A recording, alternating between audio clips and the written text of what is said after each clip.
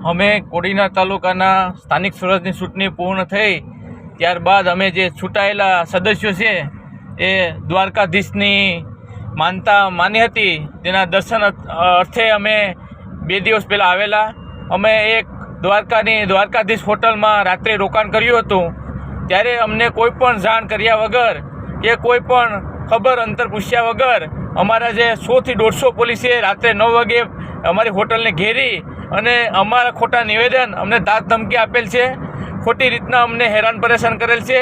અમારી મહિલાઓ છે, અમારી પત્નીઓ છે, એને પણ ખોટી રીતના દાદ ધમકી આપી અને નિવેદન લખાવેલ છે। અને અમે જે છે એ દર્શન કરવા માટે આવ્યા છે, અમે કોઈ લૂંટફાટ કે ચોરી કરવા આવ્યા નથી।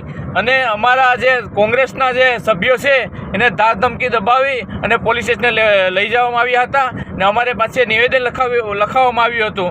અમે બીજું વસ્તુ કહેવા માગું છું કે અમારા જે મનોજભાઈ મોરી ઉદ્યોગપતિ દાનવીર તરીકે ઓળખાય છે અને એક સજ્જન માણસની સાપ તરીકે એની આખા ગુજરાતમાં તેની ઓળખાણ પેદા થઈ છે, ત્યારે એવા માણસને પણ ખોટી રીતના કાલે રાત્રે 9 વાગે દ્વારકા એસપી દ્વારા અને પોલીસ દ્વારા એનો જે છે એરેસ્ટ કરી અને તેને પણ ખોટા કેસમાં સંડોવવા માટેના પ્રયાસ કરવામાં આવ્યા છે।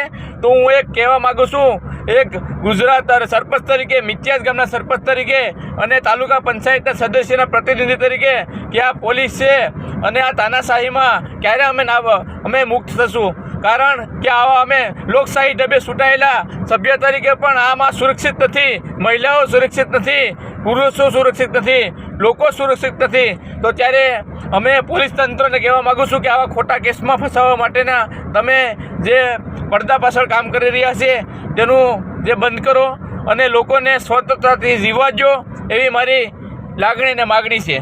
રેડી?